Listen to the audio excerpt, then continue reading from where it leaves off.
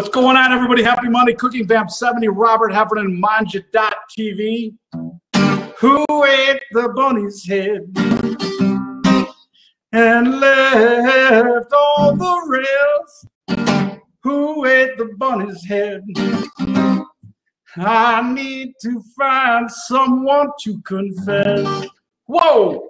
Whoa, thought I'd bring it out with a little Marley, little Bob Marley. And who ate the bunny's head? How about on Easter? I mean, it was absolutely, hold on. It was absolutely critical. We had a critical case in my household growing up of people eating the bunny's head. Hey, quiet on the set here. People eating the bunny's head and the bunny. I mean, you'd have a package, right, of 12 bunnies or 6 bunnies, and it'd be opened up and all the heads removed, like some sort of weird sci-fi thriller where you got somebody that's just eating the bunny's heads. I mean, I didn't even get it. Anyway, but the bunny's head, obviously, it's chocolate. We have a chocoholic loose in the house. And at Easter, Halloween, Valentine's Day, you know, those chocoholics, man, what are you going to do? What are you going to do in the household with them? Critical. All right. Cooking Vamp 70 chocolate. All right. I did a little research on chocolate. And Lori says jelly beans are the problem in her household, where there's a secret jelly bean master demolishing jelly beans. All right. So, you know, last week we talked about maple syrup, right? Originated North America. This week is chocolate. Again, an American, Central America this time, New World thing. I mean, how about all the things that came from the New World that have migrated to other places that are like super popular? I mean, so you think about chocolate. I mean, the Swiss they make more and consume more than anybody on the planet, followed by the Germans. Tomatoes, there we go. Absolutely, Andrew. Cooking, dine out. The tomatoes, right? Potatoes. Everybody's like the Irish in the famine. The potatoes, South America, right? I mean, so many things. So this one is chocolate, right? Chocolate found first by the Spanish in Mexico or Guatemala. The Aztecs and the Mayas have been using chocolate for thousands of years. In fact, the first recorded use, 1900 BC. They called it bitter water, where they would, I don't know, I wasn't around back then, and they called it chocolate or something like that. My Mayan and Aztec is not so good, but I'm working on it. But again, really bitter water, super bitter. All right, here's some things that I did not know though. All right, in order for chocolate to be chocolate, it's got to be fermented, right? Dried, cleaned, roasted, and deshelled before they grind it, and you come up with the cocoa solids and the cocoa butter. How about all those things that could? I mean, I had no idea. And the most amazing thing is the fermentation. And the fermentation is a natural. I mean, it happens like Mother Nature put it all in there. It's actually a cocoa shell, and there's the cocoa nibs or seeds. It's not a nut. Already has all the bacteria and the things ready to go to be fermented. You let them out of the shell, and they start fermenting, and that causes the sugars to change. There's a lot of good information that I found out on YouTube about how this all takes place. But the fact of the matter is that you come up with all those 5 steps or whatever to get cocoa. All right, although discovered in America right now, most of the production is done in West Africa, and Ivory Coast produces about half of the cocoa consumed on the planet. All right, I think they need to rename the Ivory Coast to, you know, the Chocolate Coast, maybe the White Chocolate Coast. I don't know, but a lot of cocoa from West Africa, and obviously the lots of stuff in the news over the years about the health benefits of chocolate, especially dark chocolate. One of the early ones was a study about Cuna Island, which is an island off of Panama. They have major chocoholics on this island. they eat tons of chocolate. And they have very low cardiovascular disease. So they did, one of these cause and effect studies.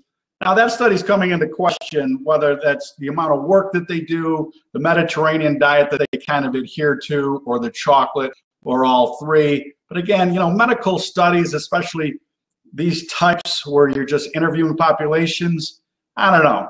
Anyway, that one's in question. But just recently, another one, 2016, I found this on the site Eater, and it's from the journal Appetite, all right? But again, they've proven through cross-analysis, right, that chocolate helps with brain function. Now, I know Mangia maniacs are all over brain function, all right? And so I read about this study because it was just released in the past month, brain function and chocolate consumption, all right? So they're going to measure cognitive function with participants, all right? I'm reading this from the site, and they were testing for visual spatial memory and organization, all right? Scanning and tracking, verbal episodic memory, working memory, and the mini mental state, all right? The mini mental state. Everybody remember that. I have several mini mental states, in an average day. And apparently, this is what happened, that when you combine the dietary intake of chocolate with cognitive testing, all right, individual demographics and physical health assessments, researchers found chocolate consumption was positively associated with cognitive performance, all right, and here's the great thing, irrespective of other dietary habits. The finding held up even when researchers adjusted for participants' cardiovascular risk factors, including total LDL cholesterol, glucose levels, and hypertension. And what it means is that even if you are challenged with weight, like I occasionally am, chocolate can make you smarter. I mean, how great is that? All right. So, just incredible news. But it's chocolate, man, and it's dark chocolate, and it's daily. Actually, it's more than daily. I mean, you got to eat. Chocolate's got to be part of your life, and I'm going to try to make it more part of my life. All right, that's going to hit back to ending of the first quarter. I'm revamping my New Year's resolutions, and chocolate's got to be more of it because of this. All right, so let's just break down some of these cognitive tests that were done. And let's talk about just briefly, all right? Visual spatial memory and organization, all right? You're better on chocolate with this, all right? So the next time you're lost, all right, don't ask Siri, right? Stop for some chocolate, all right? Number one. Number two, visual episodic memory, all right? Visual episodic memory. So like you forget a song lyric, or you forget something, don't Google the song lyric, right? Stop for some chocolate, all right? Number two. Number three, working memory. Like if you're sitting there working and you don't know why in the world you're working, maybe you should stop for some chocolate, all right? Number three. And number four, mini mental state, or the Folstein test. Any medical people out there? The Folstein test. All right, the Folstein test is a 30-point questionnaire used extensively in clinical research, used to screen for dementia. All right, this is the test they use. All right, so if you're going for a dementia screening, stop for some chocolate. All right, so last week we had maple syrup, right, helping with dementia. And this week we got chocolate, especially dark chocolate, because dark chocolate has 10 times the flavonoids and the healthy profiles of all those things in it than milk chocolate, right? So you got dark chocolate, right? So you're going, I'm just talking, dark chocolate pancakes with real maple syrup every morning, right? And the Easter Bunny turned out, so you're a serial Easter Bunny head killer. You're actually a health nut, all right? You change the way you look at things. The things you look at change. I mean, Wayne Dyer taught me that. That's a no-brainer, All right. So that is, I mean, I knew chocolate was good for you, but I was just awesome. Clean Drop says, next week we're going to interview a diabetes doctor. You know what? It doesn't. The sugar content doesn't have to be off the charts with the especially with the dark chocolate, right? Hold on a second. I'm getting all worked up. You know, I'm getting worked up, and I got to pour a beer. We're going on the set tonight with Good Life Brewing, supporting local. Good Life. This is sweet as Pacific Ale. I'm all verklempt now because I'm all worked up about the chocolate and how good it is for you. Lori, all right, this next thing is aimed right for you, Lori. Give me a hand, help me out. This is one thing I had to put down on the vamping part. Vamping being give and take here. Chocolate and wine. I'm gonna let that simmer a little bit for you, and come back to me. Is there like wine pairing specifically for chocolate? There's got to be, but you know I'm not the wine expert at Mangia.tv. So while she's thinking about that, anybody else in the room want to vamp or fire away on their favorite chocolate dessert? And by the way, if anybody's got a webcam, there's an open seat here. You know, I'll bring you right on, and we can talk chocolate. All right. So all right, Lori's firing, man. No, that's Clean Drop. Cabernet and chocolate, or Cab Franc and chocolate. So like a deeper red. You gotta love the live studio audience. Ivy says her favorite wine and chocolate pairing is wine and chocolate. I'd like that idea. Any wine and any dark chocolate will do. Cab Franc. All right. Well, here we go. I knew she got it. She says you can pair wine with anything. The darker the chocolate, pair with different wine. Port or chocolate is the ultimate pairing. Right. Port, wine, and chocolate. I've never tried that. See, now I'm going to have to try it because the wine's good for you. The chocolate's good for you. The de-stressing of the wine and the chocolate together is good for you. Socializing. The studio audience is firing here. You know what I did too? How about this? I did just about the whole vamp and forgot to go to the cocoa grove. All right. Here I am in the cocoa grove picking. Where is it at? Hold on. Let me get it. Man, that thing's in there tight.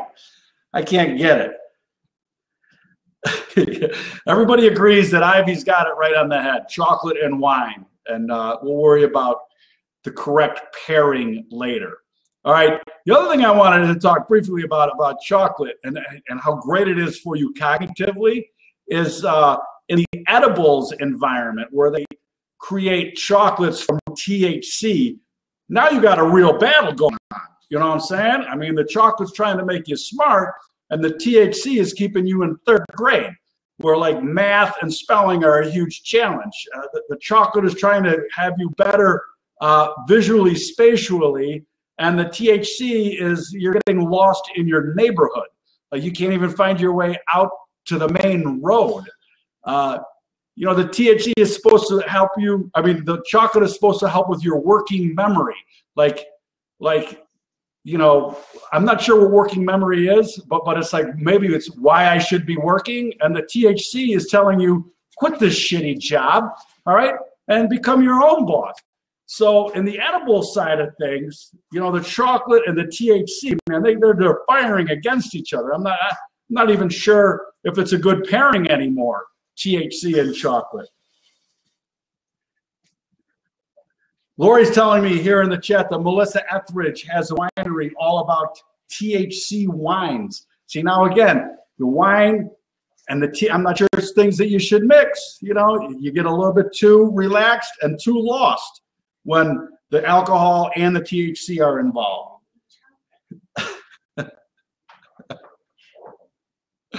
All right. Chocolate and cognac. All right. Now, you know what? Well, what I got going right now is the sea salt chocolate, right? And we're talking, doesn't give me a percent. Come on, give me a percentage here. Only 47%, man. That's weak. All right. Hold on. That'll up melt.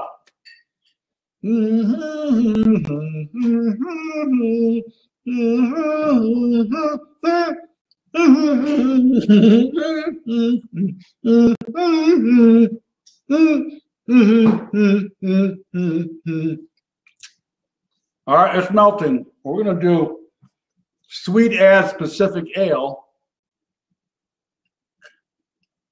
and chocolate. Not as sweet as chocolate. We have a writer on set today. On set. All right. Hold on. I got the chocolate. It's going. All right. Please share some chocolate recipes. Oh, man. That was a big piece of chocolate. It's ruining me. All right. So who's in favor of more chocolate? Chocolate every day. I mean, I think that's got to be the goal. Chocolate every day. Wine every day. Right? Everybody's raising hands. I got to keep mine in the Cocoa Grove.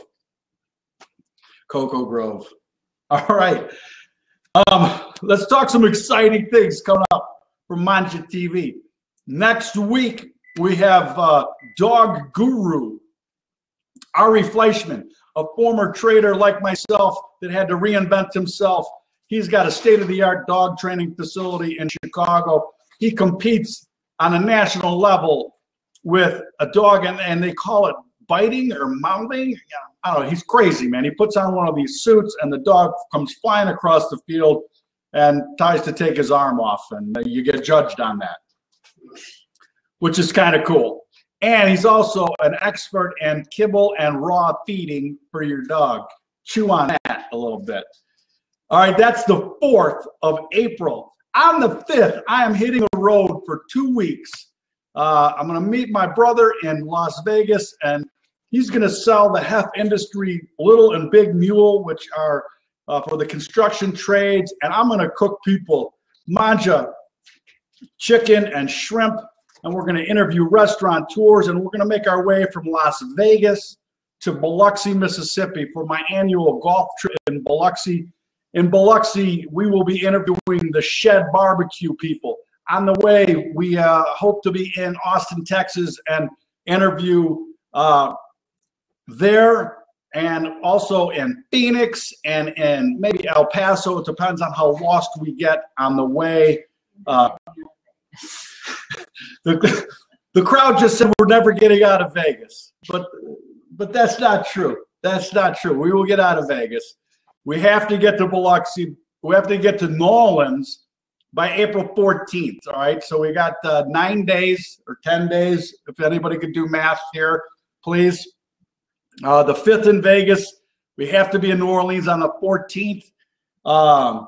JR, I think we need the Flatlander page just to be able to load the Social N feed. So at any time I could fire up the Social N feed and stream it to the Flatlander page on the website. Clean Drop is saying 1 spare shirt. That's all you'll need, right? Yeah, Austin's great. I can't wait to get there, and I've made some preliminary reach outs to a major there. We'll see if we can pull that off. Oh, excuse me. Not that the Shed in Mississippi isn't major, man. They killed it at Memphis in May last year. Absolutely. What else? I think that's it. So next week with Ari, and then hitting the road on the 5th. The Tuscan Chuck Wagon is just, I'm ready. I got the inspector's phone number speed dialed in. I'm ready to call the inspector and get it good to go. The food cart lot is ready to rock. We are going to just tear it up this summer. And sisters, I can't wait for that. I've been cooking, actually. How about this? The hillbilly that I am. All right, I got a used flat top grill, right?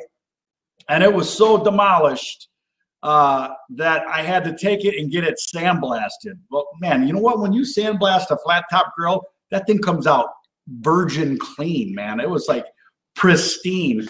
So the hillbilly that I am, I put it right over the stove in the kitchen, right? The 5-burner stove. And we've just been firing on the grill at home. Everything's getting cooked on that thing. And we're seasoning it up as we go. Bacon, the cholesterol's gone through the roof because I hit bacon on that thing just about every day. But it's seasoning up quite nicely. You know, I just keep hitting it with olive oil, keep cooking stuff on it, and it's going to be ready for the chuck wagon. Yeah, I got to be ready to go. Mark at Weekend Grilling is telling me that it's going to be a busy couple of months for sure. I'm going to be on full throttle into September. Lori's going to be in Cancun, and she's going to find a way to call in live. No, I don't think she is. She's going to be on vacation. All right. Thanks for stopping in. Happy Easter Monday. And listen, if there's bunny head eating sociopaths in your house, don't be alarmed, all right, because it's rampant. It's rampant. It was rampant in my house, and there's a couple times we never got down to the bottom of it. All right, who is eating just the head? Just a complete drive-by on the heads, gone, 6 of them. And remember, eat more chocolate and get smarter. All right, not get smart, get smarter. I think that's it. I'm going to kick back and finish my sweet-ass Pacific Ale. You guys have a great week. Do yourself a favor and cook somebody a meal, would you? And you know what? Do everybody a favor and make a chocoholic type of dessert, right? And then we'll play Trivial Pursuit or Scrabble or some brain game to see how fast the effect of chocolate is on cognition. I have to imagine that it's not quite that fast. All right, you guys have a great week. We will see you next Monday with Ari Fleischman, the dog whisperer. And the kitchen is kind of everybody hear the kitchen going here? The kitchen is firing. Oh, unreal. Okay, that's it. That's all I got. I'm gonna roll some credits, and I'm gonna hit it. Who ate the bunny's head? I need someone to confess. Who ate the bunny's head? They left all the rest.